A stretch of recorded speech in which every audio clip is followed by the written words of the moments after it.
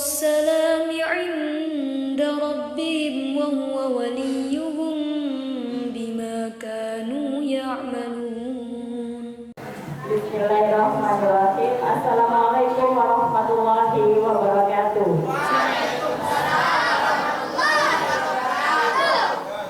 Alhamdulillahirabbil alamin wassalatu wassalamu ala rasulillah ibni Abdillah.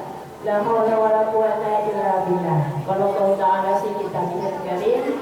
Rabbi shrah li sadri wa yassir li amri wahlul 'uqdatam min lisani yafqahu qawli. Yang saya hormati pengasul Pondok Pesantren PPTQ Darussalam Kiai Haji Muhammad Hatta Qodir, kemudian pembimbing Al-Ustaz Muhammad Wahid Hashim yang saya hormati, dan juga Ketua Pondok Pesantren PPTQ Darussalam sekaligus narasumber kita malam hari ini, Kak Nisa Atun Nafisa, ya. Dan tentunya teman-teman semuanya yang sudah hadir, teman-teman santri, sungguh sangat apresiasi luar biasa. Saya masuk banyak sekali pesertanya, orangnya, santrinya, yang kita tidak perlu prokes ya, tidak perlu protokol kesehatan, enggak. Soalnya alhamdulillah sehat, hujan kita berdekatan biar agak terasa hangat gitu ya. Baik teman-teman, sebelum acara pada kesempatan pagi malam hari ini, bedah buku antologi puisi Hutbiyati ya Rasulullah karya Kak Nisa Atun Nafisa kita ulas bersama. Mari kita buka acara pada malam hari ini dengan bacaan basmalah. Maaf, dengan bacaan Fatihah.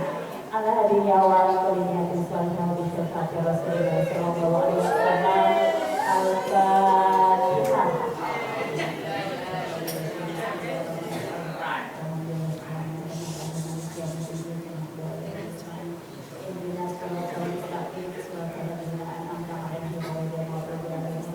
Amin amin ya rabbal alamin. Matur suwun, terima kasih. Saya di sini sebagai moderator, kita semi formal ya. Saya sebagai moderator yang akan membantu teman-teman memandu jalannya acara. Dan perkenalkan dulu, nama saya Robiah Fatumah Malayati. Silakan mau panggil Robiah boleh, Fatumah boleh, Malayati juga boleh. Tapi nggak dipanggil juga nggak apa-apa. Karena bintang tamunya bukan saya, bintang tamunya adalah Kak Nisa Atun Nafisa ya. Nanti silakan teman-teman kita namanya bedah buku namanya buku puisi. Nanti pada proses pembuatan buku atau puisi ini ya, kalau saya boleh bilang nanti ada dua kategori. Yang pertama kita akan berbicara seputar kontennya atau isinya dari buku itu sendiri. Yang kedua tentu proses kreatif. Proses kreatif itu meliputi bagaimana buku ini bisa lahir, semangat menulisnya, latar belakangnya, dan lain sebagainya. Dan nanti mungkin teman-teman ada yang punya ketertarikan yang sama dalam menulis, baik itu puisi atau cerpen atau jenis kreativitas tulisan yang lain. Nanti silakan bisa bertanya pada beliaunya, karena pengalaman menulisnya juga sudah cukup banyak ya, bukan cuma sekedar puisi. Ini untuk dibuka boleh ya nanti. Oke. Gitu ya teman-teman. Ini biar semangat kita ngapain ya? Ada diam-diamnya? Atau ada apa? Apa tadi? No secret. Gitu ya. Tapi semangat kok, saya rasa teman-teman ini semuanya semangat. Kak Nisa Atun Nafisa, assalamualaikum warahmatullahi wabarakatuh. Waalaikumsalam warahmatullahi wabarakatuh. Oke, tidak ada yang kenal dengan Kak Nisa Atun Nafisa ya. Jadi panggilan sayangnya apa? Mbak Nafisa panggilan sayangnya.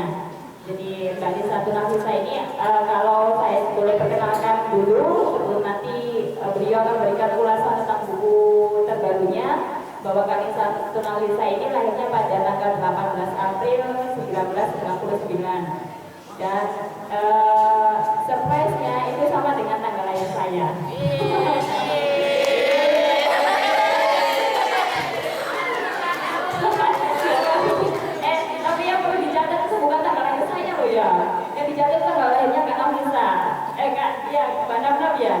18 April nanti silakan siapkan kado diserahkan kepada Mbak Nap. Mbak Nap ini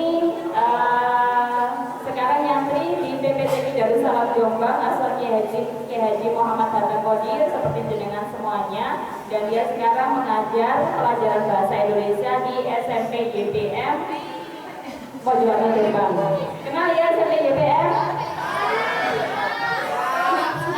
Kenal sekali. Kemudian Mbak Nap ini pendidikan terakhirnya adalah S1 jurusan Sastra Arab Prodi Pendidikan Bahasa Arab di Universitas Negeri Malang. Ada yang berasal dari Malang?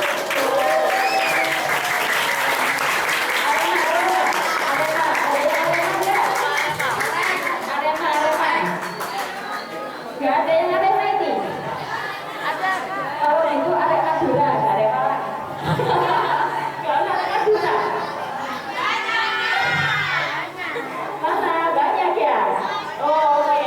Sekarang Aremanya minta Arema Madura aja ya. Arema Madura tak ya? Bukan Arema lah. Oke. Jadi Mbak ini studinya di Malang, kemudian sebelum ia bersekolah di SMK Mambaul Insan Banyuuri Gresik jurusan Tata Busana sekaligus mau IPT Pondok Pesantren Mambaul Insan Gresik asuhan Kiai Haji Mahsud Masjudi, dan banyak ya, nanti silakan dibaca sendiri, sudah pegang kan ya. Jadi untuk mengenal Mbak Nap nanti ada biografi atau informasi tentang penulis di akhir buku. Langsung aja yo, aku udah ngomong. Nanti bilangnya aku ini bagulan ngomong. Langsung aja ke Mbak Nap. Aku mau tanya dulu sebelum nanti beliaunya ini memberikan penjelasan seputar buku antologi puisinya. Mbak Nap, kenapa sih judulnya kok Dia Rasulullah? Pengen gue itu judulnya mending kayak judulnya Sapardi Djoko Damono. Ada yang tahu nggak? Ada yang tahu mas? Hujan bulan Juni ya? Wah, pas banget, kayak Juni. Hari ini hujan. Aku hampir nggak berangkat loh tadi, tapi demi kalian nanti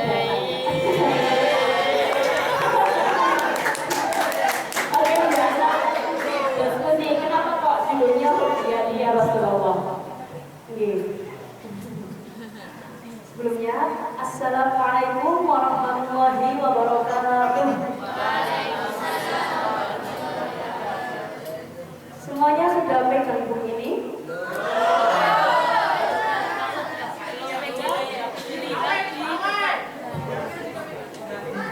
Oke, kalau nggak pegang bisa lihat. Oke. Kenapa saya memilih judul Dia Rasulullah? Kenapa kira-kira?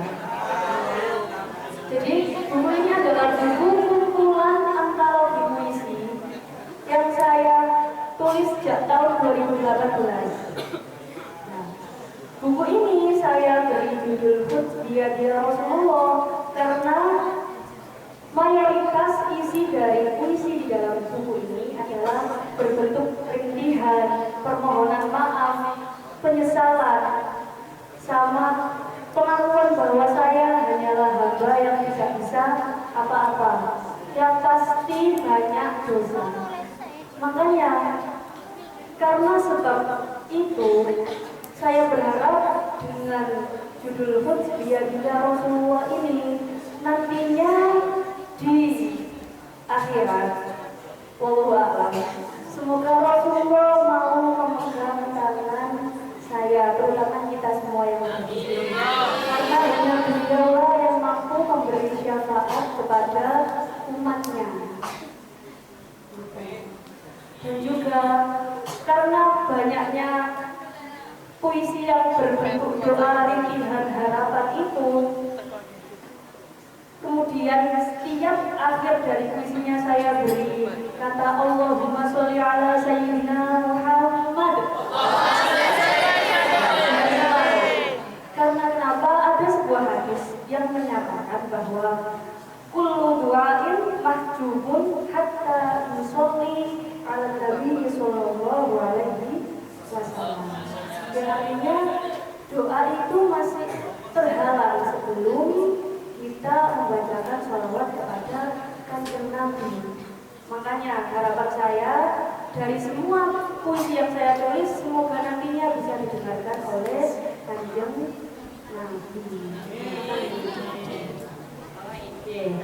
Jadi memang istilahnya itu di dunia maupun di akhirat yang bisa menjadikan kita itu tidak terhalang atau istilahnya mulus itu adalah syafaatnya yang Nabi Muhammad Sallallahu Alaihi Wasallam. Allahumma sholli ala sayyidina Muhammad. Itu ya pembukanya, judulnya itu. Jadi tadi Mbak Datang sudah memberikan ulasan kenapa kok judulnya Hudbiyati ya Rasulullah bukan dipakaikan judul yang lain, karena di dalam puisi ini banyak sekali puisi yang sudah ditulis sama Mbak Datang kemudian dibukukan dalam satu buku antologi puisi. Nah sekarang mungkin bisa dipaparkan lebih dalam ya Mbak tentang ini latar belakangnya gimana sih kok bisa lahir buku puisi Hudbiyati ya Rasulullah. Dulu ceritanya gimana? Pasti segala sesuatu itu nggak ujuk-ujuk ono gitu ya. Kita lahir juga nggak ujuk-ujuk ono ya. Anak bapak ibu kita dulu. Ada bapak ibu dulu, ada ceritanya, baru kita itu bisa lahir ke dunia. Sama halnya buku, dalam melahirkan buku pasti ada kisah yang melatar belakanginya. Apa itu Mbak? Ini agak tragis ya. Jadi saya menamai buku ini terlahir dengan cinta dan diakhiri dengan cinta. Kenapa seperti itu?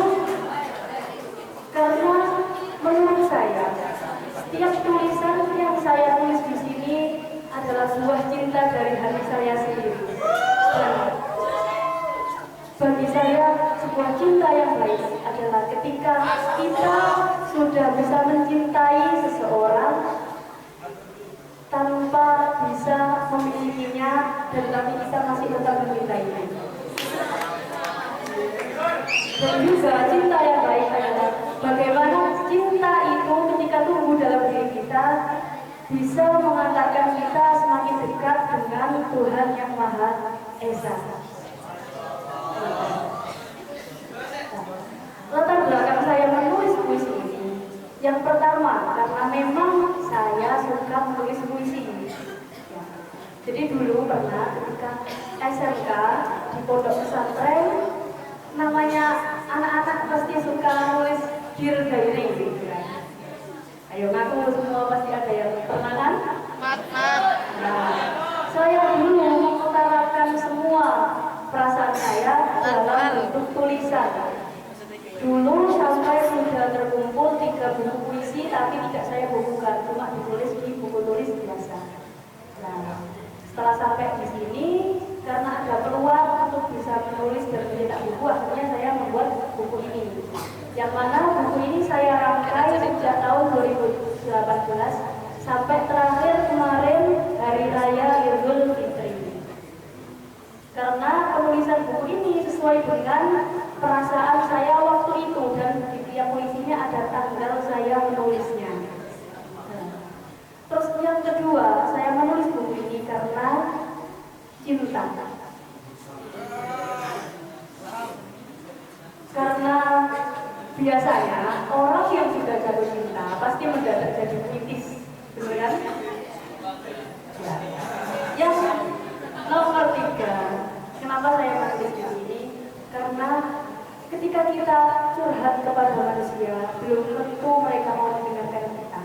Tetapi ketika kita mau curhat kepada Tuhan yang Maha Esa, pasti Dia akan selalu mendengarkan keluh kesah kita tanpa protes kita, meskipun tidak pernah datang kepada Tuhan dalam keadaan bahagia, ya kan? Biasanya kita datang kepada Tuhan saat sedih saja, saat sedang terluka saja. Makanya saya menuangkan setiap keluh kesah saya, setiap apa yang saya rasakan dalam bentuk puisi ini. Tapi dalam puisi ini ada beberapa teori-teori yang mendukung bahwa memang kenyataan hidup itu seperti ini. Kayak ini yang saya bilang, kita harus belajar berambisi untuk tidak banyak berambisi. Harus belajar ingin untuk tidak ingin apa-apa. Belajar menjadi orang yang terus merasa tidak bisa. Dan kita juga harus belajar untuk memahami sesama biar tidak ada kesalahpahaman terutama. Yang kedua, ketika rasa itu sudah ada di dalam hati kita, kita harus tahu bagaimana cara mengontrol perasaan itu. Karena gini, sebuah perasaan yang hanya diumbar dengan kata-kata dan tindakan saja, itu bagaikan kapal tanpa kompas, nggak jelas arahnya.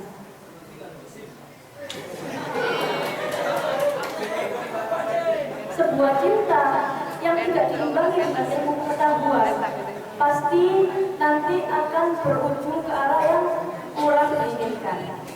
Intinya seperti itu. Dalam puisi ini, di dalam sini ada makna yang menggambarkan hati saya saat itu. Tepatnya pada halaman 11, boleh dibuka. Saya bacakan sedikit ya. Jatuh cinta yang baik adalah ketika kita bisa jatuh cinta, dan cinta itu bisa mengantarkan kita semakin dekat dengan Tuhan.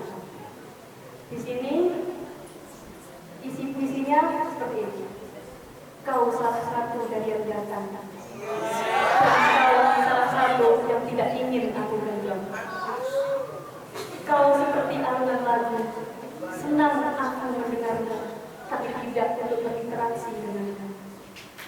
Kau realitas dari rohku yang memiliki eksotika, dan itulah aku mempersepsikan hidupku. 2018.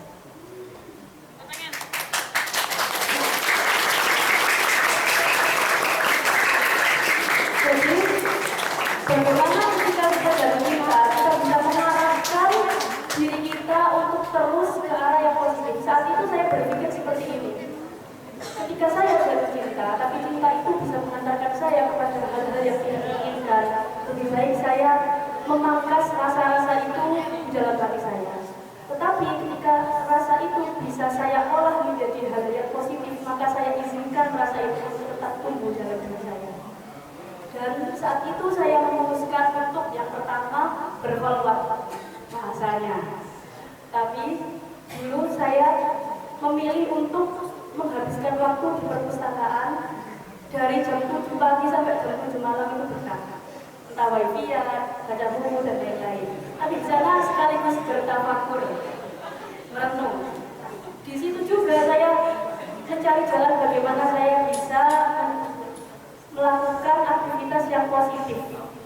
Jadi saya memilih untuk aktif di pondok karena saat itu saya masih kuliah dan juga berkepatan mondok di dekat kampus saya, di pondoknya Kiai Haji Maduni Mustamar.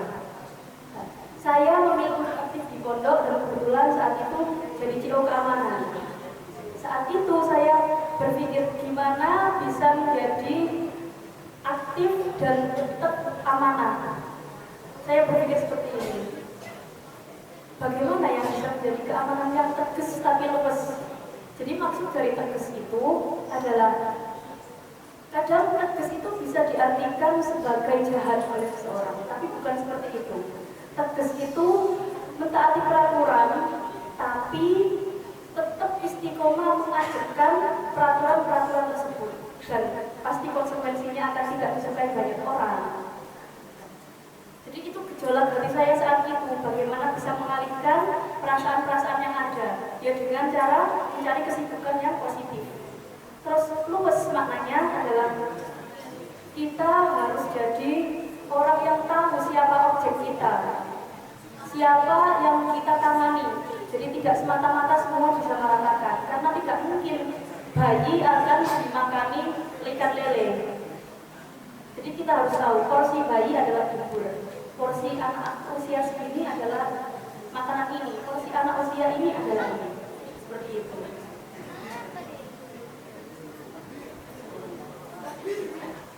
Terus saat kita juga bisa belajar dari kisahnya Kois dan Laila. Jadi Kois yang jatuh cinta kepada Laila itu pernah berkata bahwa debu di rumah Laila lebih aku cintai daripada harta benda yang sangat banyak. Begitu juga ketika kita bisa belajar dari Imam Busiri, Semerat Imam Busiri.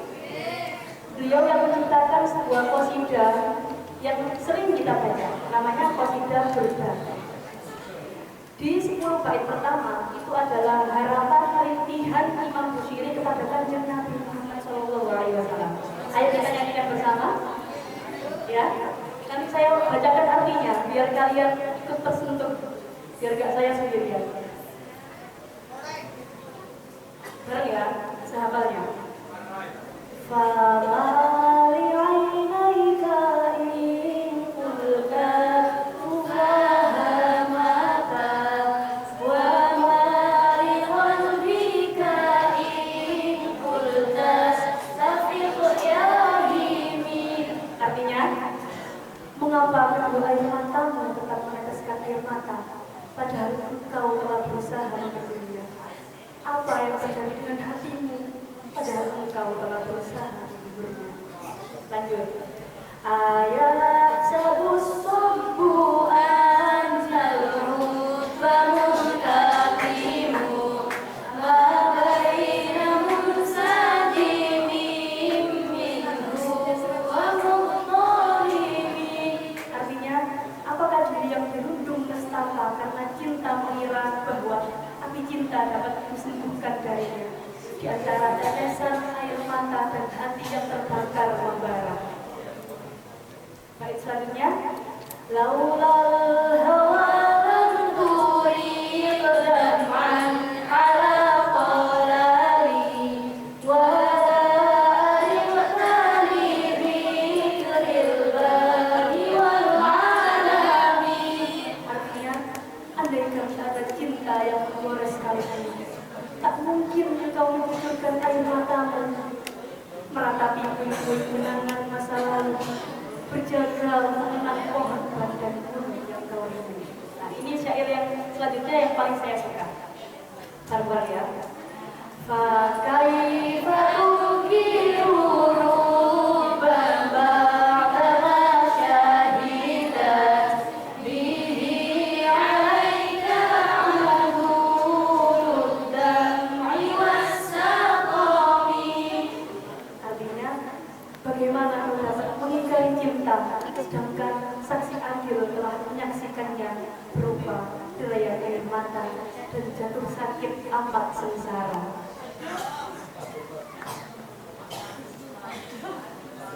Itu adalah interpretasi cinta seseorang kepada seseorang.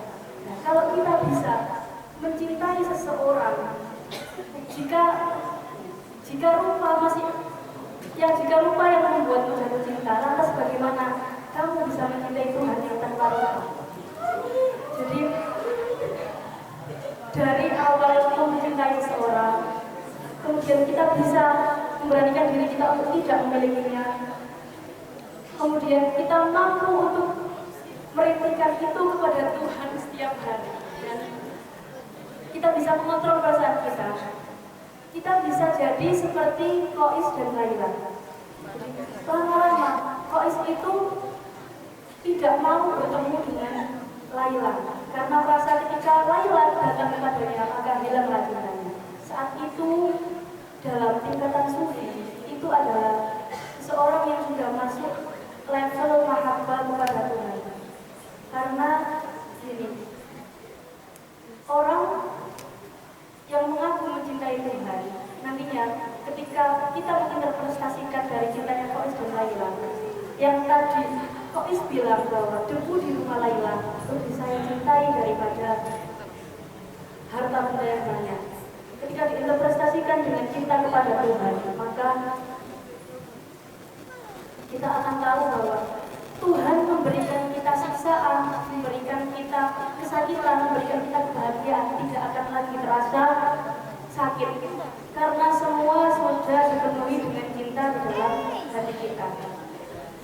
Diuji seperti apapun kita pasti akan bilang tidak apa-apa, itu loh dari Tuhan, pasti akan seperti itu. Bahkan kehilangan seseorang akan terasa lebih menyakitkan ketika kita kita sekaligus kehilangan Tuhan. Maksudnya gimana?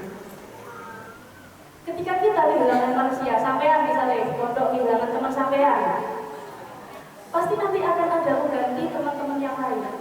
Tapi ketika kita sudah kehilangan Tuhan, tidak akan ada Tuhan yang lain. Karena Tuhan itu the one and only itu. Satu dan satu-satunya di dalam dunia. Oke kan? Di sini saya menginterpretasikan itu dalam puisi di dalam halaman 91. Mau saya bacakan atau dibaca sendiri? Cuplikannya mawon nggih. Buan. Gini. Yang baca buan. Judulnya Tuhan jangan menghilang.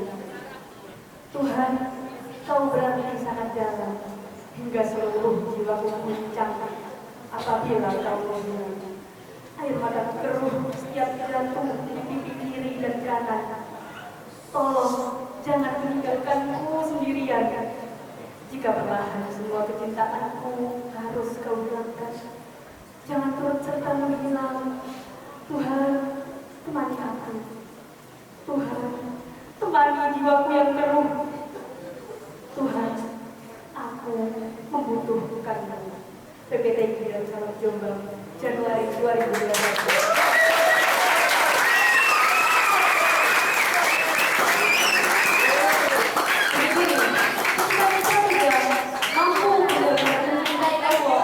Kehilangan tidak akan terasa sakit di dalam diri kita.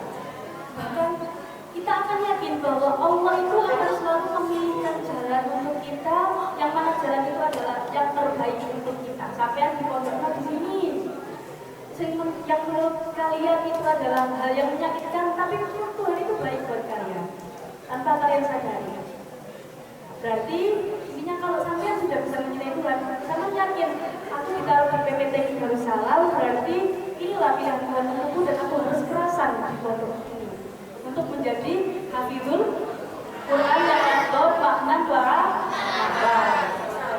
Kemudian ketika kita sudah mencintai Tuhan, kita akan terus mencari tahu apa sih yang tidak disukai oleh Tuhan, apa sih yang tidak disukai oleh Tuhan. Pasti kita akan mencari tahu. Kemudian saya punya beberapa tips cara mengontrol cinta. Jadi seperti ini.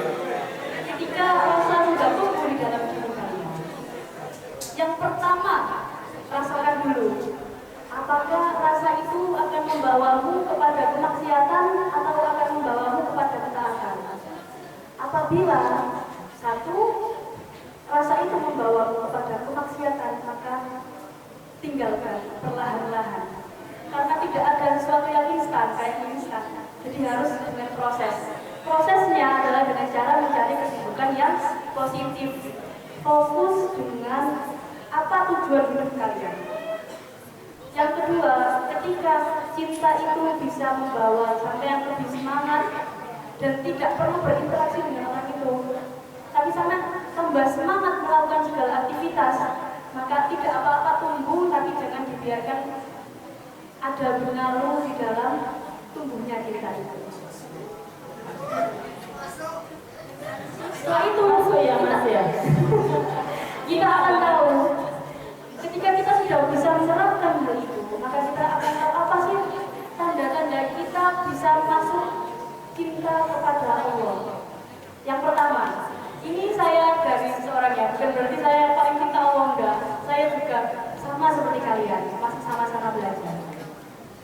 Jadi yang pertama, tanda-tanda cinta kita sudah masuk level cinta kepada Allah adalah senang bertemu kekasihnya. Jadi kalau dalam sufi itu sudah masuk tingkatan kasyaf, mahabbah ilallah. Kalian jangan mengaku jatuh cinta kepada Tuhan ketika dipanggil saat azan aja masih kok sudah azan. Jangan mengaku cinta kepada Tuhan ketika bertemu dengan kekasihnya saja sudah mengeluh. Disuruh sholat, kok sholat lagi. Ketika zuhur masuk ke asar, kok sudah waktunya asar lagi. Nah katanya cinta sama Allah. Bertemu Allah dalam sholat aja gak mau, ngaku cinta. Ya sama, makanya saya juga kayak gitu. Jadi kita benar masjid. Oh, waktunya sholat, waktunya ketemu Allah nih. Gitu. Yang kedua, selalu ingat sama Allah. Tidak mungkin kalian jatuh cinta kepada seseorang kemudian kalian tidak mengingatnya, ya kan? Kayak lagunya Evita Mala, mau makan dari masalah.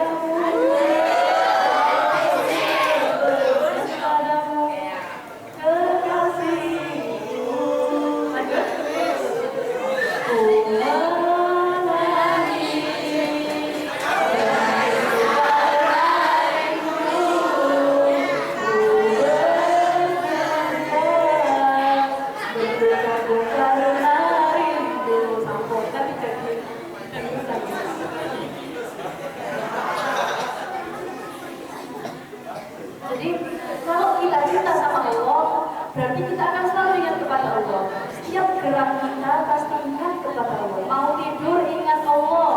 Dengan cara doa akan tidur. Gimana doanya?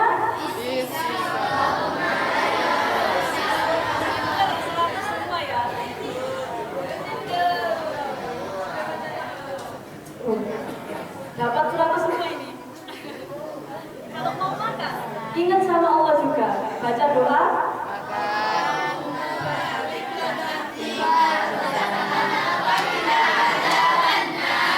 Siapa ustaznya? Ustaz Wahid. Jangan kebalik ya doanya ya. Jadi setiap hari, setiap langkah kita, setiap gerak kita, kalau kita ngaku cinta sama Allah, pasti akan ingat sama Allah. Mau melangkah kemanapun, saya dulu pernah diselin sama bapak saya. Kalau mau keluar kamar, keluar rumah, baca bismillah. Setiap gerak langkah, baca bismillah. Mau ngambil apa, baca bismillah. Mau apapun, baca bismillah. Itu adalah sebagai sarana kita bahwa kita benar-benar ingat sama Allah. Kayak gitu. Jadi, kalau kamu sama Allah, berarti selalu ingat. Kalau ngaku cinta sama Allah, berarti selalu ingat sama Allah. Kalau ngaku cinta kekasihnya, berarti cinta sama, berarti selalu ingat sama Allah. Yang-nya itu adalah Allah ya. Ya, sepakat? Sepakat dan semangat, oke? Yang nomor 3, kalau kita sudah cinta sama Allah, pasti kita suka berduaan sama Allah, ya kan? Orang yang sudah bercinta tidak bisa dipungkiri kalau pasti senang berduaan dengan kekasihnya. Ngaku, iya kan? Nah, kalau kamu yang cinta sama Allah, baca Al-Quran sendirian itu gak akan ngantuk. Pasti terasa menyenangkan. Mau baca surat cintanya dari Allah gak ngantuk. Terus sholat sendirian sampai beberapa rakaat pun sampai gak akan terasa ngantuk. Karena yang ada di pikiran kalian bahwa saya loh sudah bertemu seorang kekasih saya, ya pasti saya tidak lelah kan. Saya loh sudah berduaan dengan kekasih saya saat ini. Pasti di dalam hati kita akan berpikir seperti itu. Mantap. Yang nomor 4, menikmati ketaatan. Orang yang jatuh cinta bisa dipastikan 100% akan manut dan taat kepada orang yang dicintainya, iya kan? Nah, kalau kita cinta sama Allah, pasti kita akan taat, disuruh apapun taat. Bahkan disuruh sholat 5 waktu, kita malah dilebihkan, ditambah sholat sunnah, ditambah ibadah-ibadah yang lainnya, kayak gitu. Karena saking taatnya sama Allah. Terus yang selanjutnya adalah bersikap lemah lembut kepada semua ciptaan Allah. Kalau kita sudah cinta sama Allah, pasti kita akan menyayangi semua makhluknya. Anggap saja, jadi jangan menganggap siapa orang yang akan kita cintai. Tapi anggaplah kita mencintai ciptaan Allah, siapapun. Jadi tidak akan pernah memandang orang itu kecil, besar, atau umur berapa, anaknya siapa, anaknya pejabat atau bukan. Kita tetap mencintai semuanya. Karena alasan kita mencintainya adalah mereka adalah ciptaan Allah. Kita akan selalu berlembut pada ciptaan Allah tersebut. Bahkan Jadi gini, lemah lembut itu tidak berarti terus menyayanginya. Kalau kata Al-Wahyai Marzuki Mustamar kayak gini, jatuh cinta itu, mencinta itu tidak harus diberikan kebahagiaan saja. Sekali-kali ya buat disakiti, kayak gitu, untuk menguji orang tersebut. Jadi ketika kita bersikap lemah lembut, kadang satu, kita harus berani menegur orangnya, tapi dengan cara yang paling halus, biar tidak menyakiti hatinya. Kemudian kita harus punya prinsip, kalau orang lain yang terluka, maka kita lah yang mengucurkan darah. Paham nggak kira-kira? Ketika ada teman kita yang sakit, kita juga ikut merasakan sakitnya, kayak gitu. Jadi bukan ketika ada teman kita sakit malah kita alhamdulillah teman kita sakit, kayak gitu. Jadi kita berusaha untuk ngomong dia, berusaha untuk gimana caranya biar dia bisa sembuh.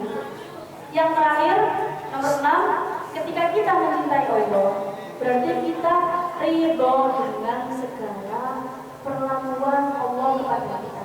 Kita ditempatkan dimanapun, it's okay, tidak apa-apa.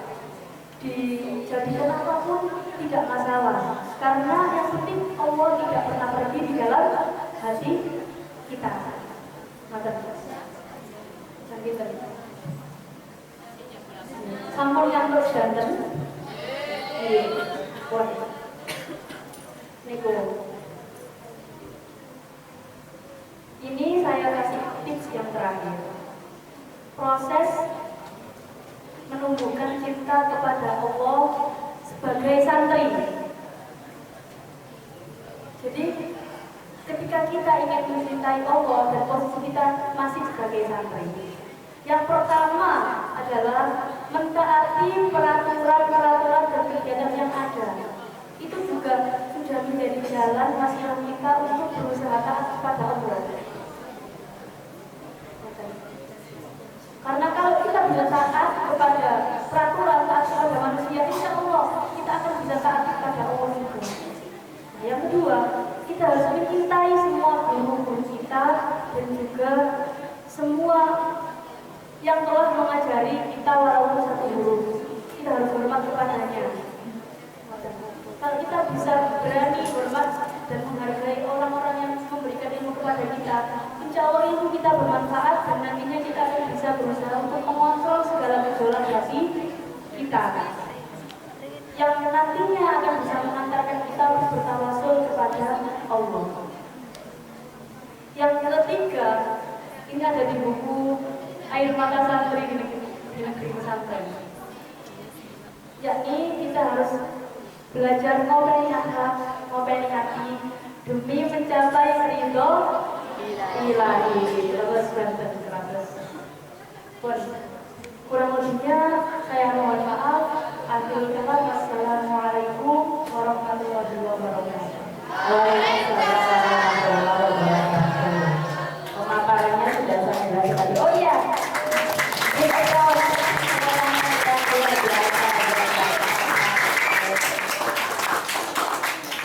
ternyata buku puisi atau buku antologi puisi ini lahir karena dia jatuh cinta kepadanya.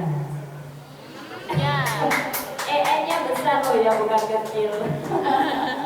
Tapi benar, banyak tokoh melahirkan sebuah karya itu karena proses mencintai.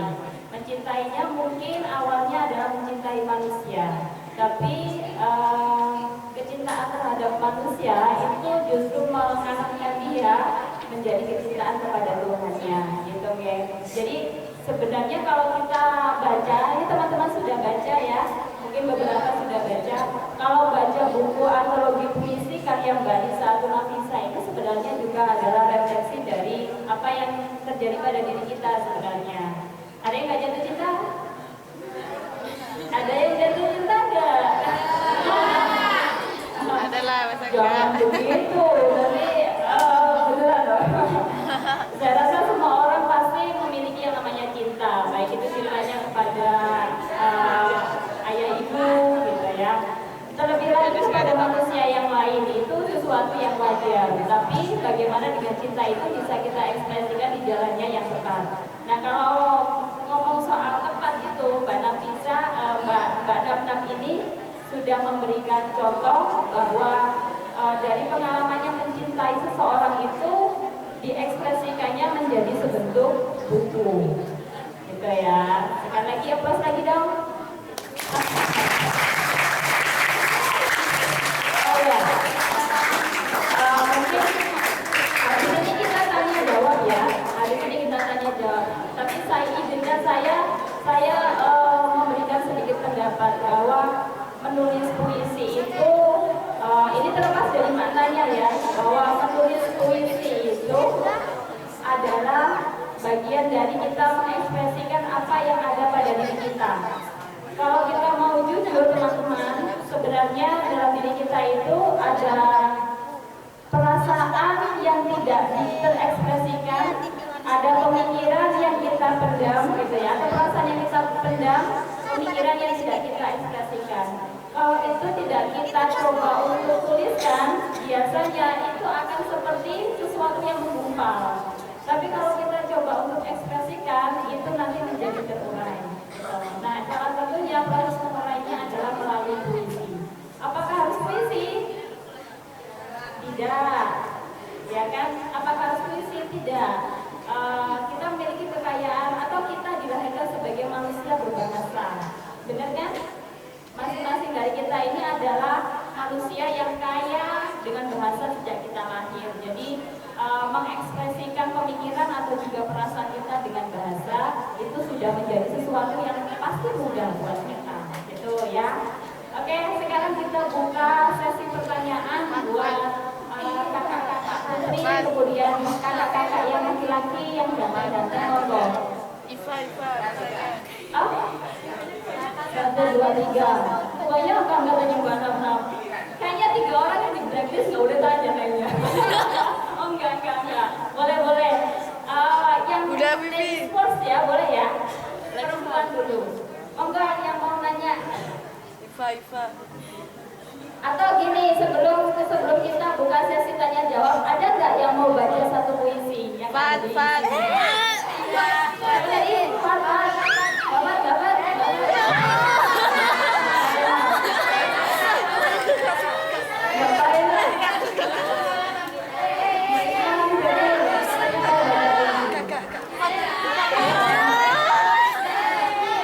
Boleh, bebas siapa aja boleh. Ada nggak yang pengen baca satu puisi? Iva.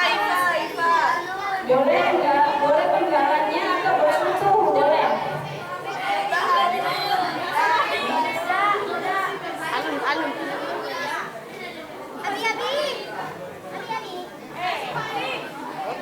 Fat. Ada yang mau baca?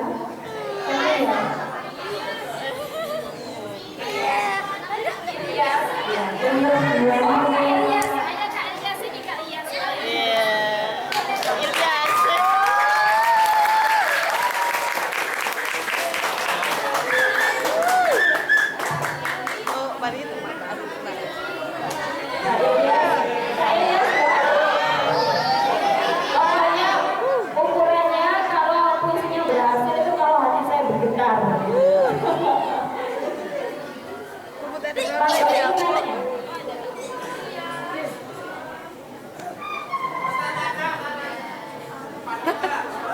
Oh, itu aneh. Jadi benar apa ya? Disebutkan Kak Ilyas, kalau disebutkan halamannya, halaman berapa ya? Barangkali yang lain juga pengen nyimak.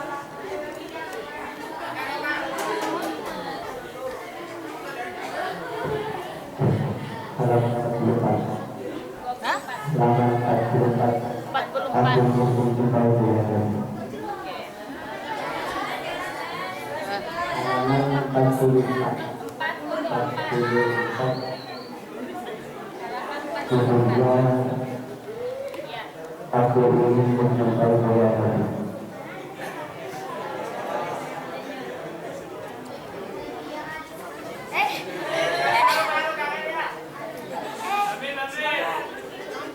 Ya. Saya baca judulnya aja ini Saya pikir sudah benar. Jangankan kita manusia, ular saja beribuan tahun menunggu untuk bertemu dengan baginda. Karena manifestasi cintanya Allah tapi jelas pada diri Nabi. Jangan deket-deket.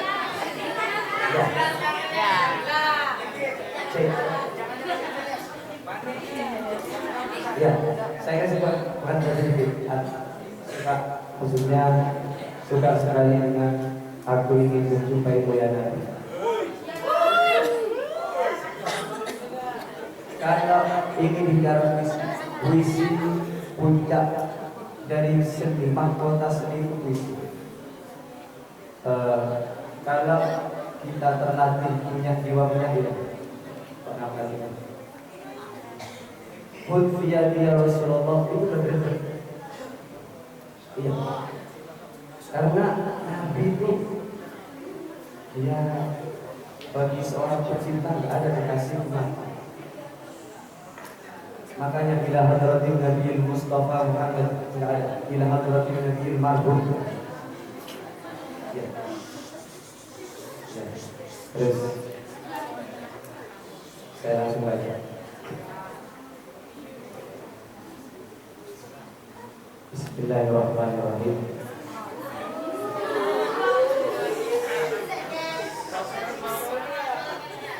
Sebenarnya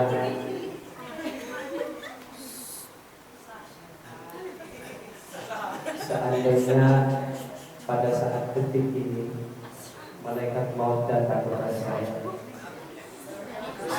bilang bahwa Ilyas Rasulullah rindu dan kamu rindu saya. Demi Allah, saya bilang silahkan ambil terus.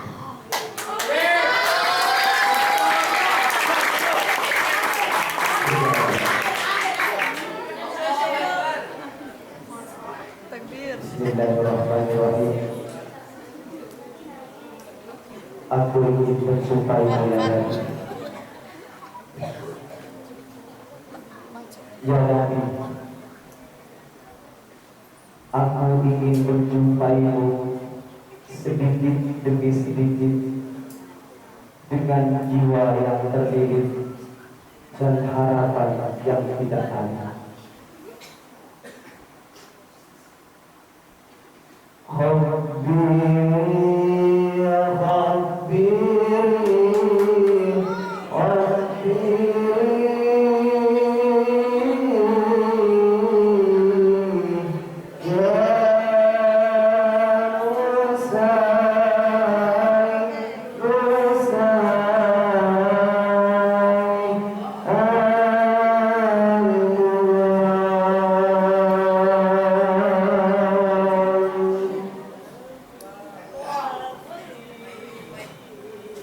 Ya Rasulullah, aku umatmu, kusebut-sebut namamu, tapi banyak sunnahmu yang aku tak ajar.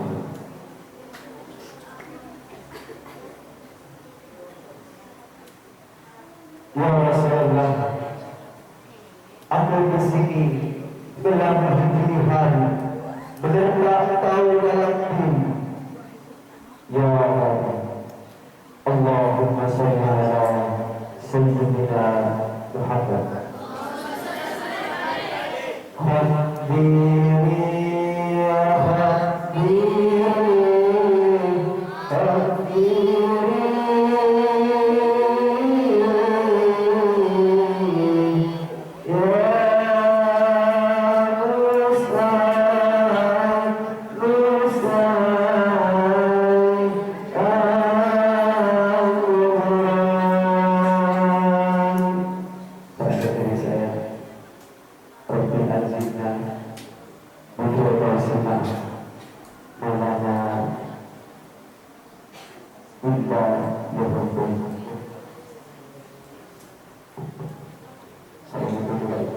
katanya tolong masukkan kami ya Allah bersama baginda Nabi.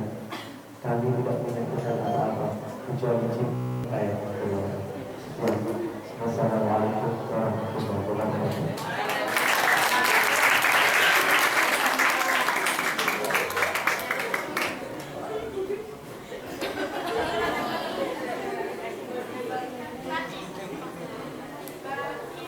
Allah, saya sangat benar-benar bikin hati bergetar ya Bu.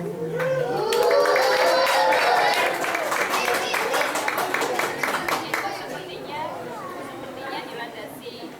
dilandasi oleh perasaan yang begitu mendalam pada Rasulullah SAW.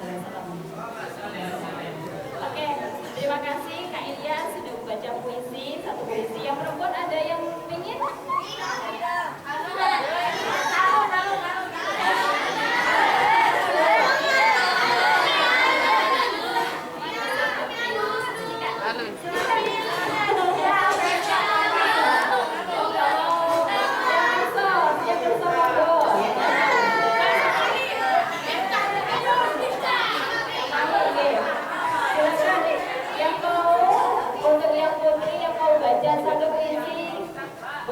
Ginun.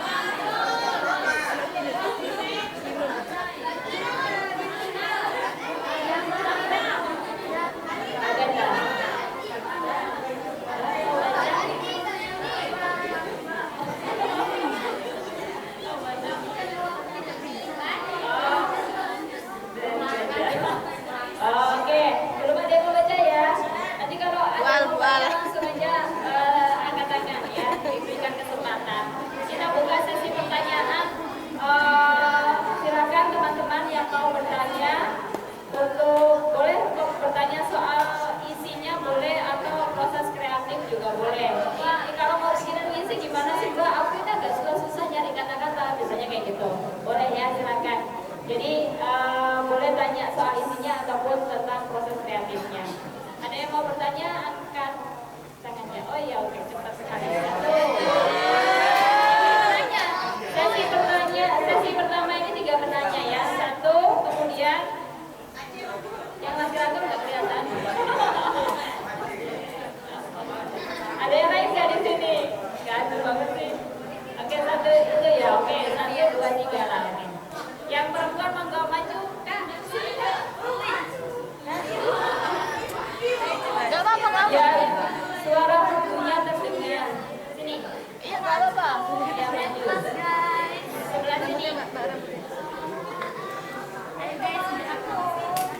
Sini kan depannya Bapak di sana. Nggak lagi nggak? Bener enggak?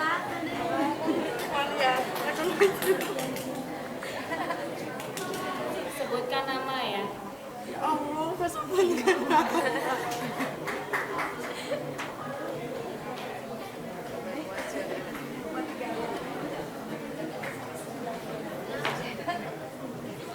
Kira atas.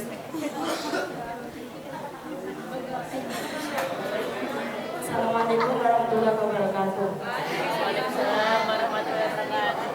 Kira.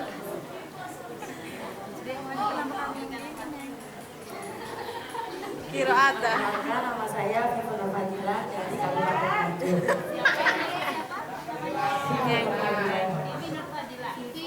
Fifuna Fadila dari Nganjuk. Pertanyaan pertama, kan dari tadi Mbak Nok itu nerangin dari awal sampai akhir itu kan pembahasannya cinta. Pernah tuh sampean itu cinta terus gitu.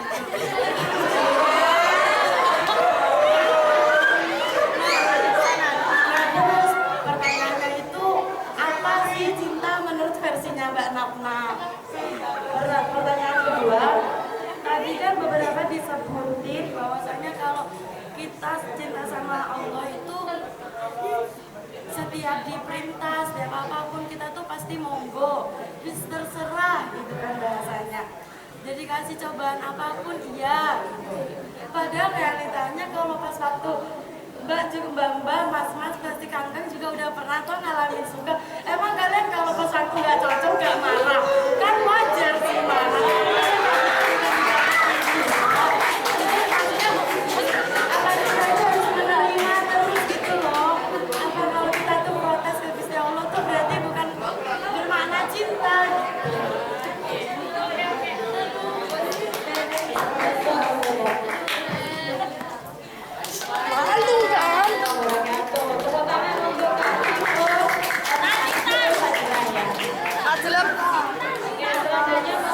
Yang dua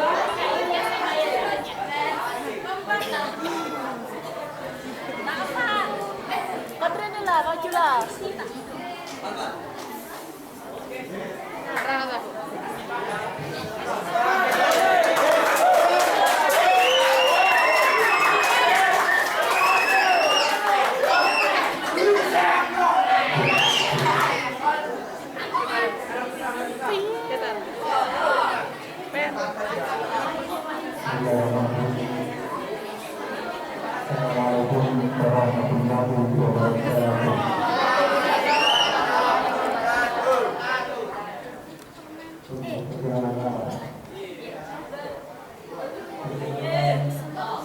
Nama saya Muhammad Syafiq Akroman, asli dari Maluku Utara.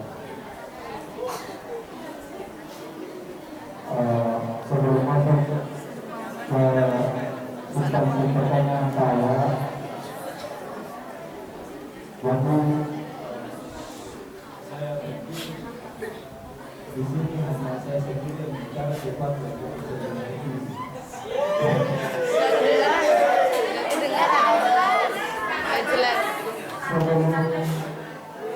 Sebelum saya masuk ke pertanyaan, saya pikir bahwa di sini cuma saya sendiri yang berbicara terlalu cepat dan tidak mampu mengerti orang. Ternyata saya tadi baru sekali yang bicara lebih cepat dari saya. Jauhin. Iya, saya masuk ke sebelum saya masuk ke sesi pertanyaan. Mix satu.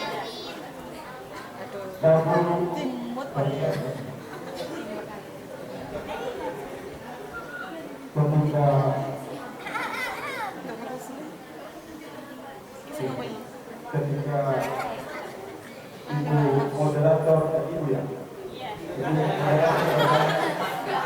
Mbak moderator bertanya tentang di antara kalian ada nggak yang jatuh cinta?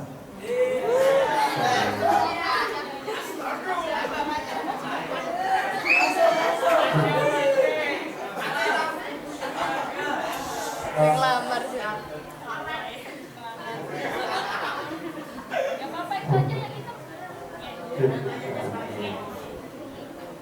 Maka jawabannya adalah semua orang pernah jatuh cinta. Karena apa?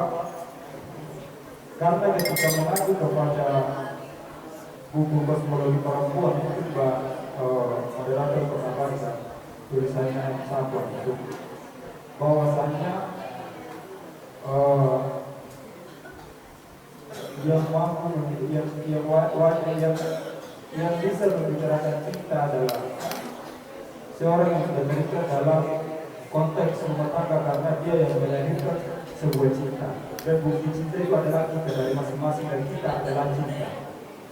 Maka kesimpulannya adalah kita tidak bisa menghindar daripada cinta.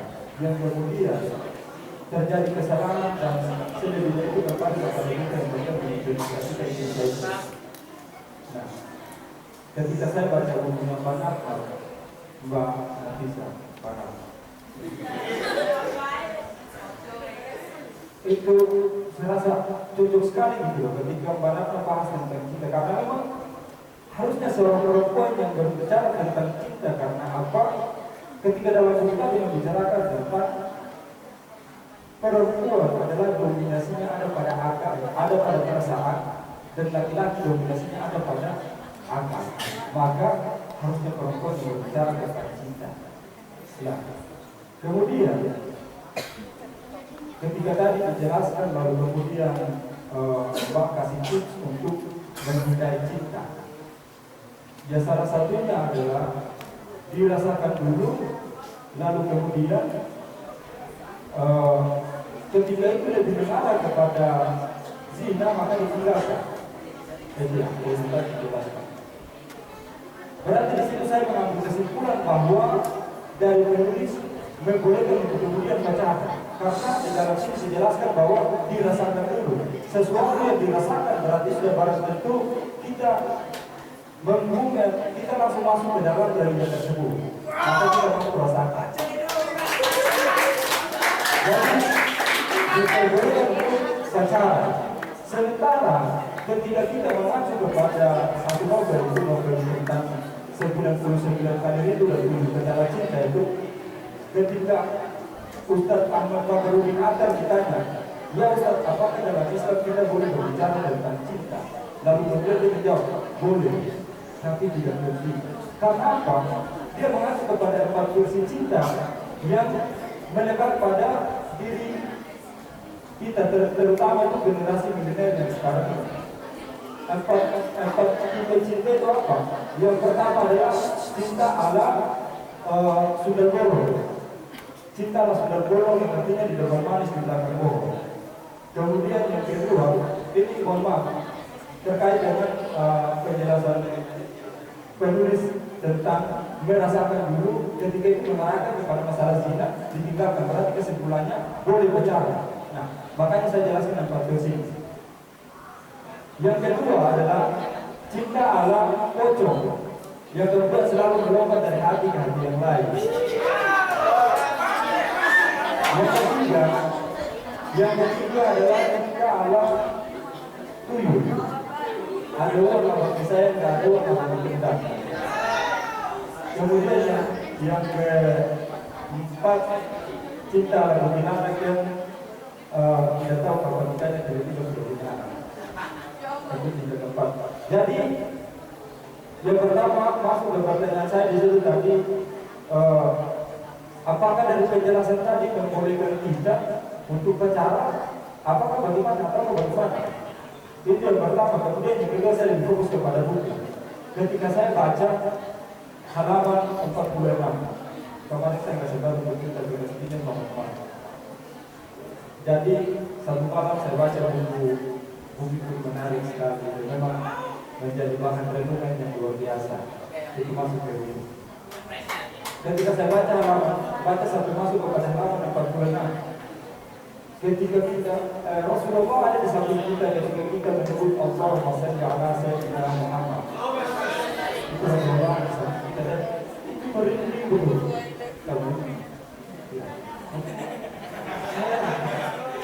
Saya merinding dengan Rasulullah di samping kita ketika kita menyebut Allahumma shalli ala sayyidina Muhammad.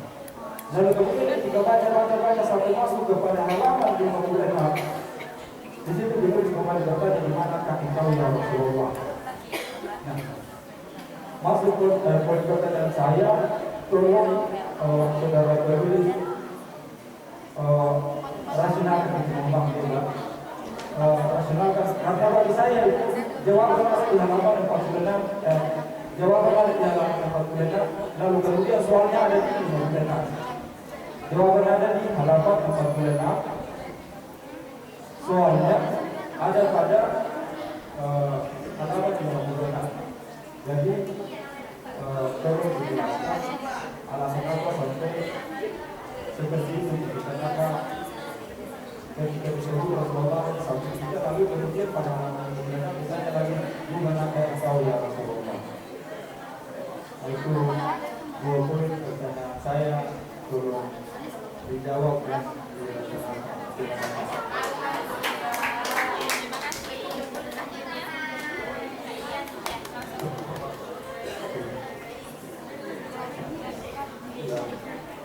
Assalamualaikum warahmatullahi wabarakatuh. Waalaikumsalam warahmatullahi wabarakatuh. Nama saya Raffa Nur Muhammad. Saya dari Sunda. Biasanya dipanggil Raffa.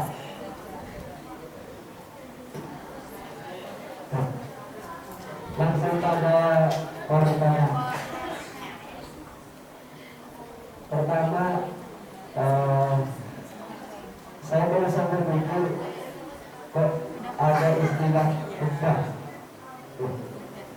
Artinya kenapa harus dibedah? Karena ada sesuatu yang harus diangkat, entah itu disembuhkan, entah itu dibuat, entah itu ditambah. Artinya itu penyakit, ilat. Artinya itu penyakit. Jadi dari awal itu, kalau buku ini mengandung banyak poin, itu ada karena objeknya bagikan Nabi. Ya. Terus yang saya harapkan itu, yang saya yang saya tanyakan itu mesti ada ya. Nah ini ada penyakit-penyakitnya itu. Saya bertanya itu karena tidak ada penyakit yang tidak berasal dari pendidikan. Khairul Anwar baru diakui sebagai pelopor dunia setelah beliau meninggal. Itu hasil karena dia.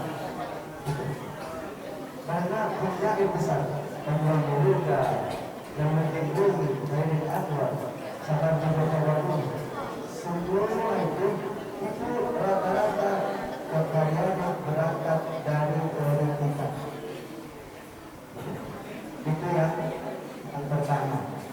Yang kedua, ini saya memposisikan pada saat ini adalah sebagai pembaca. Ya. Bagaimana saya mau memakai kata yang semisal di sekeliling ada istilah dipisah, disambung. Ketika yang dipisah seharusnya dipisah kemudian disambung, itu saya kira karena maknanya begini. Ya, intinya ini. Saya pulang berusaha menghadapi itu karena saya baca sesuatu mestinya pengen sesuatu baru kita sesuatu itu karena saya tahu karena lebihnya saya Assalamualaikum warahmatullahi wabarakatuh.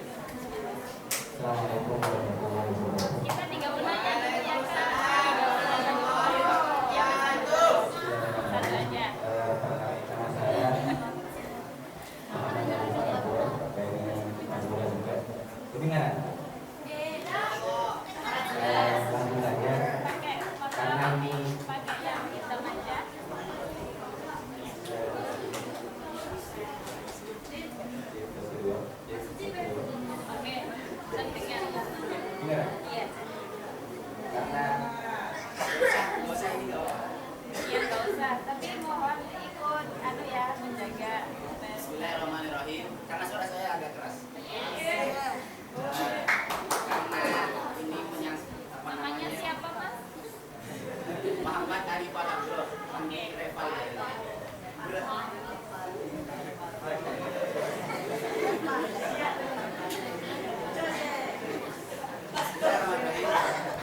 Karena konteksnya tentang Rasulullah, maka kita flashback dulu. Jadi kembali ke zaman Rasulullah. Jadi ini kan puisi, jadi bahasanya puitis. Jadi pernah suatu ketika itu Rasulullah puitis kepada para sahabatnya. Artinya puitisnya itu bertujuan kepada kita yang tidak pernah melihat Rasulullah. Jadi bahasanya gini, ana mushtaqun bi ikhwani.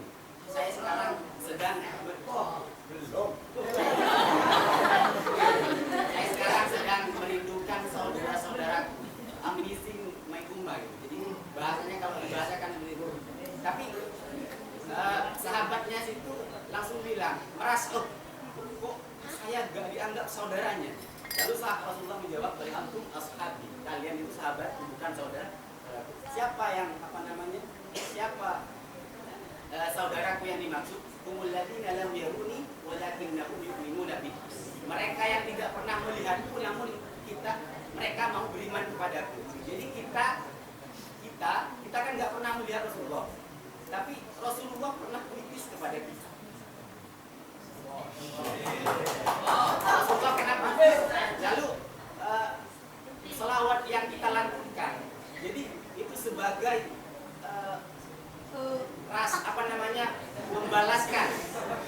membalaskan puitis yang itu, membalaskan puitis. Jadi karya selawat bersanji dan selawat lain. Itu pertama. Kedua, mengenai karya sastra, kan ini karya sastra fiksi. Jadi fiksi itu kalau non fiksi kan fakta kan ya. Kalau fiksi itu interpretasinya tergantung penulis. Jadi seakan-akan kekuasaan ada pada penulis. Iya, ada di penulis.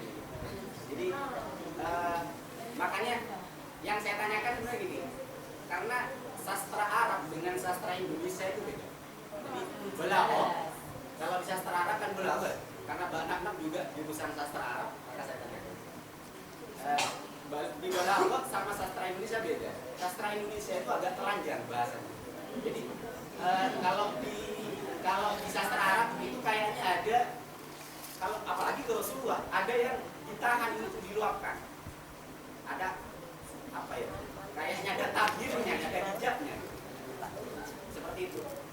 Makanya yang saya tanyakan, apakah dalam proses pembuatan, karena Banat adalah jurusan sastra Arab, itu acuannya pada belawa apa kita bahasa Indonesia? Karena kalau di Indonesia itu tergantung siapa yang menulis. Jadi apapun yang menulis, bahkan titik itu bisa jadi kita puisikan, karena puisi kontemporer itu kan cuma titik-titik.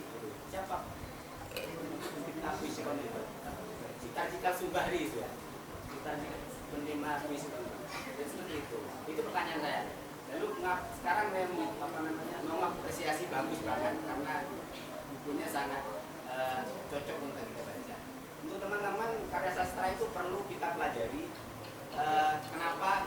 Kalau terjemahan Al-Quran pun kayak coba kita baca surat Thariq bersama-sama ya. Saya dulu ya.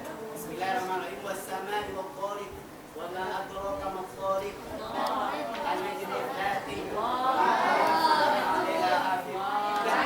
Itu seakan-akan kan karya sastra yang luar biasa dari Allah.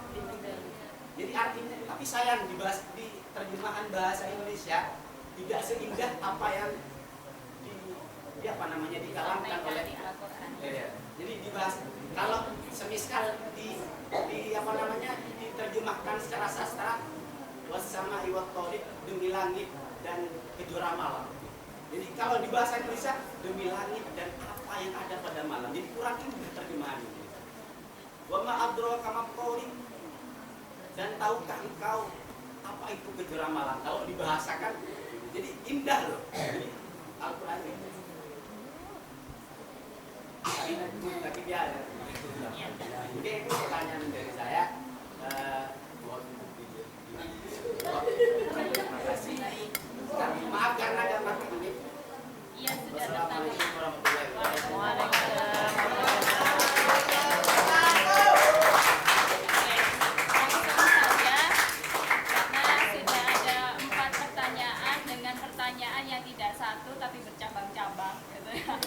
Kalau soal ujian nggak seneng loh Rek, soal 1 tapi ada A, B, C, D, E sampai Z. Jadi pertanyaan banyak, tapi nggak apa-apa. Ini justru menunjukkan bahwa teman-teman ini memiliki ketertarikan yang luar biasa pada sebuah karya tulis khususnya ya. Kalau sekarang ini kita bicara seputar puisi. Mbak Nap, ini perlu saya review lagi pertanyaannya atau sudah direview ya? Sudah lupa. Oke, yang pertama tadi dari Kak Vivo. Kalau Vivo maaf ya. Oke, dari Kak Vivo. Kak Vivo nanya, Mbak Nap ini pernah jatuh cinta nggak sih? Kalau pernah jatuh cinta itu definisi cinta versi Mbak Nap itu apa gitu. Yang kedua, apa cinta itu harus patuh, harus nurut, harus nerima gitu. Kalau kita marah itu apakah bukan ekspresi cinta? Atau ketika kita sama Allah itu dikasih cobaan kemudian kita mengeluh, apakah itu bukan ekspresi cinta? Begitu? Betul? Satu dulu dijawab. Tolong jawab satu persatu dulu di pertanyaannya. Pertanyaannya sangat. Yang pertama, apa itu definisi cinta? Intinya nonton mawon ya. Kalau ditanya mengenai jatuh cinta, pasti semua orang pernah jatuh cinta. Tapi tergantung gimana kita bisa mengekspresikan cinta tersebut. Kalau makna cinta sendiri, menurutku loh, cinta itu sesuatu yang tumbuh dalam hati kita dan bisa mengantarkan kita menjadi seseorang yang bisa melakukan aktivitas-aktivitas yang semakin positif. Karena di pikiran pulau, cinta itu adalah sesuatu yang baik, bukan melulu mengenai hal-hal yang buruk, mengenai persinahan, mengenai enggak. Jadi mulailah membiasakan diri untuk selalu berpikir positif. Meskipun pasti ada selalu hal yang negatif, tapi untuk ditanamkan di dalam pikiran kita, berpikirlah hal-hal yang baik. Jadi mengenai cinta kita, saya berpikir bahwa cinta itu sesuatu yang tumbuh dari dalam hati kita, yang bisa membawa kita semakin ke arah energi yang positif. Maka Mbak Ibu, marah, kita nggak terima itu juga bentuk cinta kan. Oh iya. Apakah kalau kita marah kepada orang yang kita cintai, apakah itu tidak termasuk dalam bentuk pengekspresian cinta? Tergantung kepada siapa. Tadi saya menjelaskannya adalah kepada Tuhan. Jadi cinta itu ada tingkatan-tingkatannya. Saya agak lupa, pokoknya ada 4 dari dalam buku yang saya baca, judulnya Semesta Arabi, karyanya Ibnu Athaillah. Itu cinta ada 4 tingkatan, al-hub, al-ishq, sama satunya agak lupa. Nah, nanti kita mencintai seseorang, mencintai Allah, mencintai siapapun itu juga ada tingkatannya. Ada yang biasa saja, ada yang mulai masuk level kedua, mulai masuk level ketiga, mulai masuk level keempat. Di level terakhir, ketika seseorang sudah benar-benar jatuh cinta, biasanya itu sudah patuh dan tunduk kepada orang yang dicintai. Bahkan kalau kita lihat ulama-ulama, contoh yang paling baik kalau kita adalah manusia, adalah mencontoh manusia. Jadi ulama-ulama pasti akan selalu tunduk dan patuh mentaati syariat-syariat agama yang telah ditentukan oleh Allah. Ya kan, karena mereka sudah masuk tingkatan-tingkatan cinta yang paling tinggi. Begitu juga kita kayak tadi nggak mungkin cinta kita bisa instan langsung masuk ke tingkatan cinta yang paling tinggi langsung patuh mau terbuka. Semua juga butuh proses, bahkan Kulo juga berproses. Kulo juga pernah berada di titik di mana Kulo selalu menentang apa yang diperintah. Dalam hati Kulo itu menentang, kok seperti itu, tapi lama-lama karena kita punya ilmu pengetahuan, makanya tadi kita ajarkan ketika kita jatuh cinta, seimbangkan dengan ilmu pengetahuan. Biar apa? Biar kita tahu mau dibawa kemana arah rasa kita, biar jelas. Nah, ketika di cinta yang pertama, kita mulai ada penentangan, tapi kalau diimbangi dengan ilmu pengetahuan, oh alah, ternyata benernya memang seperti itu. Kenyataannya, faktanya memang untuk menjadi lebih baik adalah seperti itu. Nanti kita akan masuk ke tingkatan cinta selanjutnya. Terus kalau sudah diimbangi dengan ilmu pengetahuan lagi, ini urusannya dengan Tuhan loh ya. Kita sering ngaji, kita sering diberi nasihat. Jadi gini, kalau kalian ingin hati kalian gak mati, seringlah mendengarkan nasihat. Biar kita tahu mau bagaimana kita, mau jalan ke arah mana kita. Nanti ketika kita sudah masuk ke arah selanjutnya, kita pelajari ilmu yang benar agar kita tidak salah jalan. Jadi tidak apa-apa awalnya menentang, awalnya tidak patuh, tidak itu. Tapi kita harus tahu, kita harus berusaha untuk terus belajar yang baik bagaimana. Jadi jangan melulu mengedepankan egoisme kita pribadi, tapi lihat yang benar bagaimana untuk kita. Dan cara kita agar tahu ilmu, kita harus terus belajar. Terus belajar dan belajar, maka kita akan tahu arah mana yang benar untuk kita melangkah. Begitu juga kita melangkah dengan mengiring cinta yang ada dalam diri. Tidak apa-apa kalau memang diawali dengan semua itu mulai dari pencitraan ya. Benar. Jadi dulu ketika saya mondok di Kiai sama dia kebaikan itu bisa dimulai dari pencitraan. Kayak contohnya anak kecil yang belajar ngaji, belajar sholat, pasti awalnya dikasih riwet terlebih dahulu oleh orang tuanya, ya kan? Kadang anak umur 7 tahun disuruh sholat, itu dikasih riwet, tapi lama-lama semakin besar riwetnya diambil. Akhirnya dia tulus mengerjakan sholat itu dengan sendirinya tanpa riwet. Nah begitu juga kita, awalnya kita juga butuh penyemangat, butuh seseorang untuk mendorong kita, butuh sesuatu yang bisa mendorong hati kita untuk melakukan kebaikan. Tapi lama-lama kita akan paham, oh alah, kalau aku terus-terusan buat kebaikan karena si dia, berarti namanya tidak ikhlas. Lama-lama sama akan itu. Jadi teruslah belajar, jangan pernah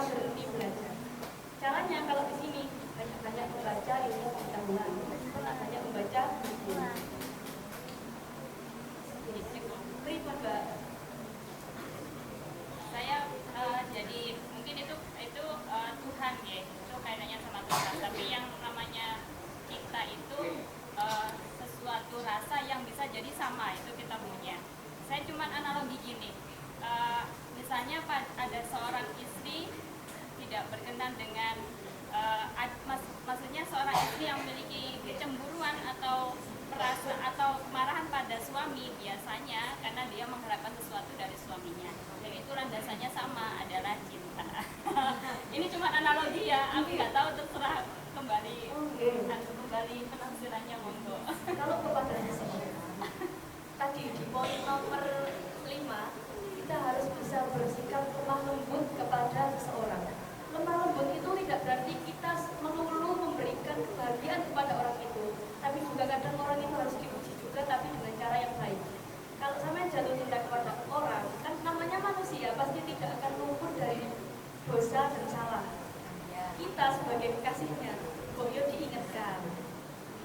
Kalau memang sampai nggak suka dengan caranya, diingatkan. Kalau dengan teman, kalau sampean cinta dan sayang sama teman sampean tahu kalau teman sampean itu berbuat yang tidak baik, ya sampean sebagai teman yang menyayanginya harus mengingatkan, nggak melulu menerima apa yang dia ucapkan. Makanya untuk tahu itu baik atau benar, kita harus terus belajar.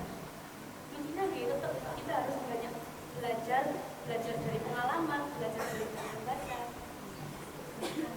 bersikap lemah lembut pada orang itu, mengingatkan orang itu bahwa tidak seperti itu, atau gini, diajak diskusi bareng. Saya lo pengennya gini, kalau sampai pengennya gitu, biar kita bisa bersatu, enaknya bagaimana? Oke. Sampun, Mbak Ibu, ampun, Anderson. Selanjutnya Mas Syafiq ya, Mas Syafiq Agro. Tadi istilahnya mereview kembali apa yang disampaikan oleh Mbak Naf, langkah-langkah ketika kita mulai memiliki perasaan, apakah itu mendeteksi apakah perasaan itu perlu kita lanjutkan atau tidak gitu ya. Dan tadi kalau kemudian ketika merasakan itu, ketika mengarah ke zina tentu harus menantikan, tapi apakah ketika itu ke arah positif, nah itu yang mungkin itu nanti bisa membawa kita lebih dekat kepada Tuhan. Saya menangkapnya adalah bahwa apakah dengan merasakan itu, apakah berarti ada legalitas untuk pacaran gitu ya. Mungkin yang dimaksud di sini definisi merasakan itu, apakah berarti kita ada diperkenankan untuk mengarah ke pacaran. Itu yang kedua sekalian ya. Pertanyaan yang kedua masih dari Mas Syafiq, ada di halaman 46 itu tolong dirasionalkan tentang ubiati Rasulullah. Yang kemudian pertanyaannya itu sebenarnya di halaman 56, Rasulullah kok di mana? Tapi di situ itu ada jawabannya. Nanti mohon diberikan penjelasan kaitannya dengan itu. Terima kasih atas pertanyaannya. Jadi tidak melulu yang kita rasakan harus kita ekspresikan. Ada kalanya ketika kita merasakan itu juga harus dipendam, karena tidak melulu semua orang itu harus tahu apa yang kita rasakan. Kadang kita akan lebih baik kalau kita tidak tahu, dan kadang juga akan lebih baik ketika kita hanya berduaan dengan Tuhan terus mengatakan itu kepada Tuhan. Jadi tidak perlu sesuatu yang kita rasakan itu harus kita ekspresikan dengan pacaran. Kayak misalnya kita jatuh cinta, nggak harus dengan pacaran. Sampean merasakan, misalnya, sampean merasakan bau seseorang, nggak harus sampean juga punya minyak wanginya, ya kan? Begitu juga ketika sampean suka, misalnya, sampean suka si putra suka dengan si putri, haruskah dia memilikinya? Kan tidak harus, itu dirasakan saja. Ya, caranya untuk merasakannya itu tadi, ya dengan itu. Kalau misal memang itu bisa mengarahkan sampai kepada hal yang tidak baik, buat apa? Kalau kita di sini hidup di dunia itu juga kan pasti berusaha untuk mencari kebaikan. Jadi kalau sekiranya nggak baik, buat apa kita bertahan? Kalau sekiranya memang bisa ditinggalkan, ya lebih baik ditinggalkan, mencari sesuatu yang lebih bermanfaat. Kan kalau kita sudah punya pegangan ilmu pengetahuan, kita akan tahu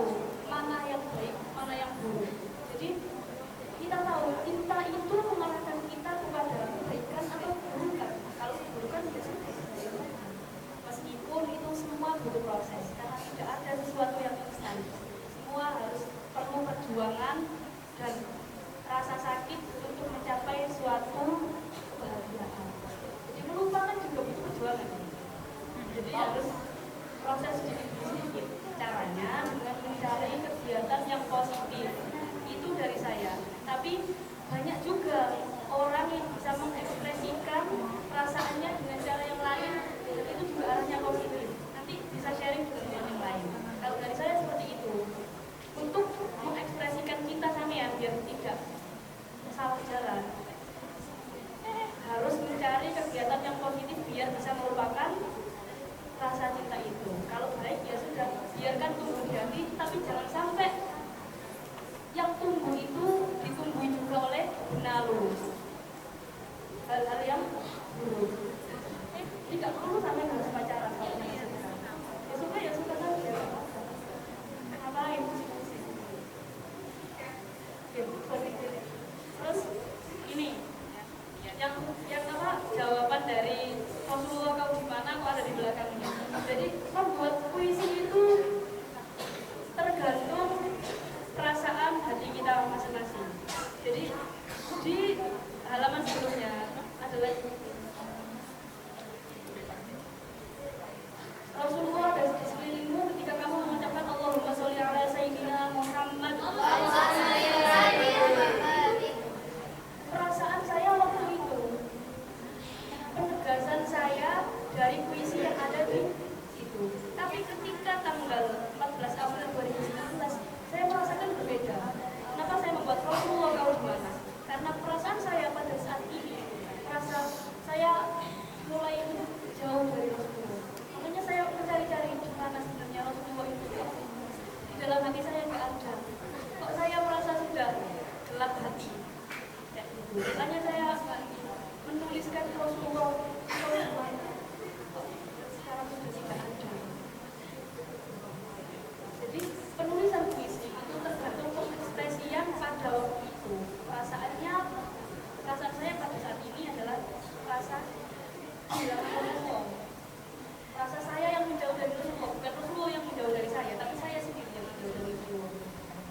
Di puisi sebelumnya saya merasa saya bisa mendekati Rasulullah seakan-akan, bukan kayak saya bisa mendekati Rasulullah. Saya juga manusia biasa yang biasa.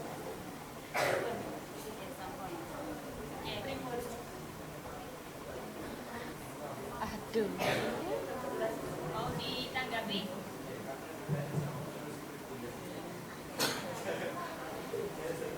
Iya, silakan.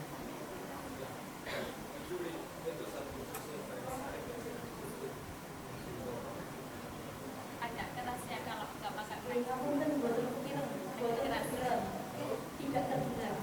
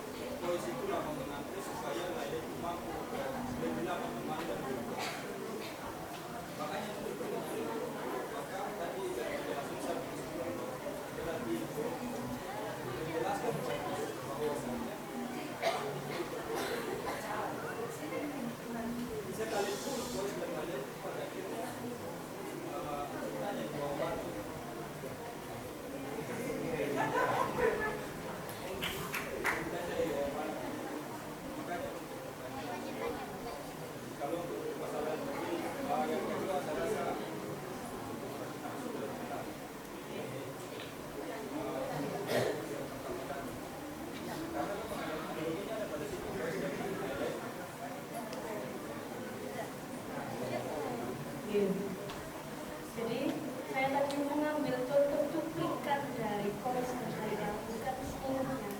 Kenapa?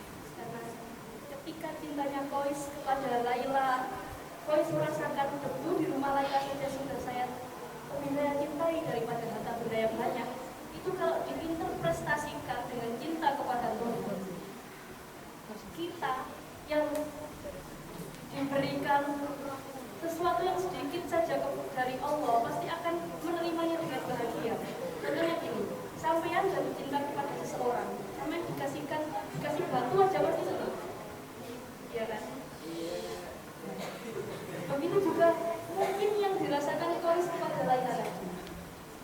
Kois lebih suka debu saking cintanya, hanya debu saja yang itu atas nama Laila itu menjadikan dirinya itu sudah sangat bahagia. Kalau kita bisa seperti itu, cinta kepada manusia saja bisa seperti itu, apalagi cinta kepada penciptanya. Nah, kalau kita bisa menginterpretasikan cintanya kita kepada Allah, dikasih apapun, dikasih yang sedikit pun kita sudah bahagia, pasti hidup kita akan selalu bahagia. Itu hanya sedikit cuplikan dari kita tidak perlu menyeluruh semua, karena kadang orang itu akan bisa lebih mudah menangkap dengan contoh kecil.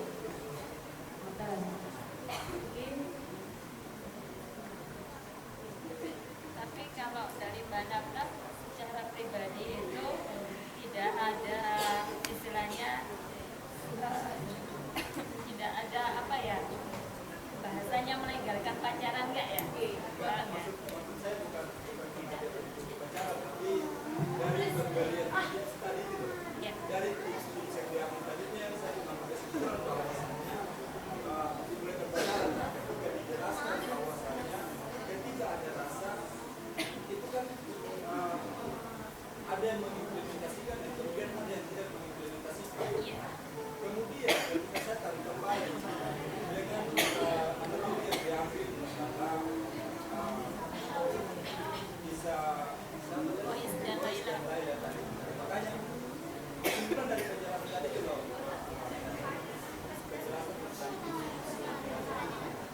boleh dirasakan dulu kalau memang itu lebih mengarah kepada misi yang dan apakah maksud daripada kondisi itu supaya dirasakan atau tidak. Jadi yang adalah saya kayak gini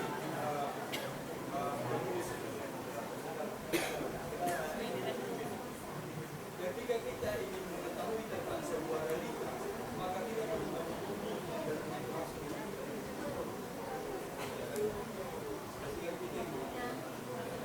Kita ingin tahu tentang sebuah realitas sedalam-dalamnya kita harus mempunyai tahu.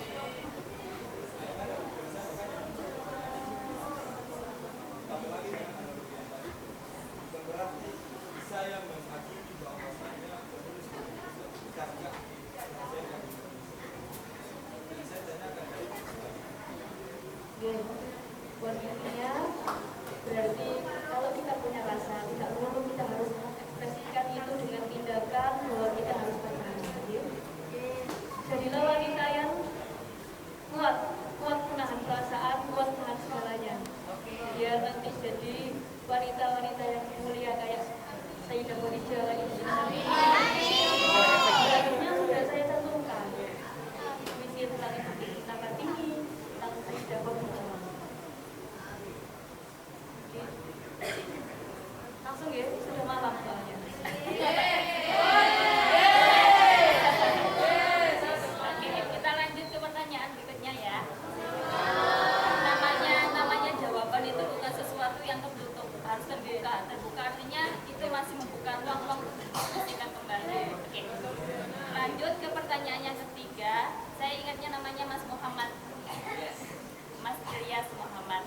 Jadi kalau ini disebut sebagai bedah buku. Kata bedah itu berarti adalah ada sesuatu penyakit, ada sesuatu yang harus diungkap, ada sesuatu yang harus diangkat, gitu ya. Nah, ini kalau melihat berangkat dari itu, kira-kira adakah sesuatu yang harus diungkap? Adakah sesuatu yang harus diangkat? Misalnya, apakah ada sebuah penyakit sehingga buku ini lahir? Tunggu. Yang kedua, yang kedua langsung tadi ada kata di sekeliling pada halaman 46 yang ininya itu nggak dipisah, Mbak Naf. Ini salah tulis apa ada maksud tertentu? Karena biasanya penulisan puisi itu penggunaan kata-katanya itu ada maksud yang tidak sebenarnya. Nah, ingin tahu penulisnya ini salah ketik apa ada maksud tertentu? Yang pertama apa ya apa ada penyakit atau sesuatu kan? Menurut adanya guna buku itu karena harus ada sesuatu yang didiskusikan dan diungkapkan. Kiranya nanti ada sesuatu kesalahan atau ada penyakitnya, nanti kita bisa bahas bersama-sama. Biar semua tahu apa sih isi dari buku ini. Jadi tidak semua benda itu berarti ada penyakitnya, tapi pasti akan ada sesuatu yang baru yang dapat kita dapatkan ketika kita mendiskusikan sesuatu. Jadi benda buku sifatnya adalah berinteraksi untuk mendiskusikan sesuatu ilmu pengetahuan yang ada dalam apa yang akan kita udah dan dibentuk sama-sama belajar. Terus untuk kata di sekeliling itu jawabannya tipu. Oke, jadi betul begitu maksudnya ya. Jadi ungkapan di sekeliling itu apakah ada maksud tertentu atau salah ketik? Itu salah ketik ternyata tipu. Gitu, oke. Lanjut ke pertanyaan terakhir dari Mas Abror. Tadi pertanyaan yang ini saya rangkum aja ya. Sepertinya pertanyaannya begini, kalau nggak salah nanti tolong diterjemahkan. Mbak Naf ini alumni sastra Arab. Biasanya sastra Arab sama sastra Indonesia itu beda. Kalau menurut Mas Abror, sastra Indonesia itu lebih telanjang, gitu ya, lebih vulgar kalau mengekspresikan sesuatu. Sementara sastra Arab biasanya ada kaidah balaghah yang itu kata bahasanya mungkin lebih halus, ekspresinya lebih halus, apalagi kepada Rasulullah. Saya bisa katakan dengan kata lain, Mbak Naf ini sepertinya kalau menurut Mas Abror kurang vulgar, kurang telanjang gitu ya, kalau berekspresi puisi. Betul begitu? Karena ini dia Rasulullah Iya. kan bahasa Arab, jadi Rasulullah pun tinggal di kita juga Islam kayaknya ada identiknya di kita. Kan kalau puisi dari luar dari ini kan apa namanya? Ini condongnya pada Rasulullah. Oh iya. Jadi itu acuannya pada balaghah. Apakah seperti itu? Oh gitu. Jadi acuannya pada balaghah atau sastra Indonesia. Berarti saya terlalu jauh menafsirkan ya. Saya malah menafsirkan, oh Mbak Naf ini kurang apa ngekik nih. Ternyata enggak ya, enggak begitu ya. Dengan tanyakan juga kalau aja. Oh, boleh sekalian. Jadi yang pertama tadi itu apakah memang pakai kaidah begitu atau sebenarnya bahasa Indonesia? Dan pertanyaan tambahan, Mbak Naf ini kok nggak ngekik banget sih gitu? Apa karena memang kalau sama Rasulullah tentu kita punya adabnya gitu? Nah, monggo Mbak. Jawabannya singkat. Ini puisinya berkaidah dari perasaan. Jadi nggak ada kaidah bahasa Indonesia atau kaidah bahasa Arab. Karena di dalamnya ada bahasa Arab, ada bahasa Jawa, ada bahasa Indonesia. Jadi ini tergantung perasaan penulis. Nampun. Pertanyaan Mbak nggak dijawab Mbak Naf. Kenapa kok nggak pakai bahasa yang lebih apa ya ngekik gitu lah? Karena ini memang berdasarkan pada perasaan saya sendiri. Oh gitu. Terus sesuai dengan kalau di bahasa Indonesia itu sajaknya di akhir itu saya suka yang sama. Rimanya, ya riwayatnya sama. Karena apa? Biar enak dibaca. Oh, oke. Sudah cukup ya. Ini karena sudah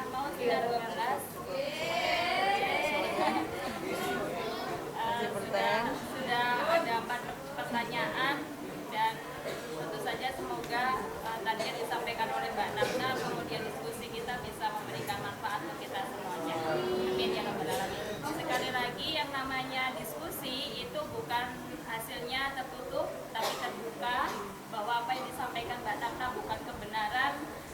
Bisa jadi itu adalah sebuah tesis yang akan kita pertanyakan kembali, yang akan ada antitesis lain gitu ya, akan ada pertanyaan lain yang membutuhkan jawaban yang lebih baru gitu ya. Makanya yang namanya diskusi itu adalah proses dinamis dalam kita memahami ilmu pengetahuan dan wawasan.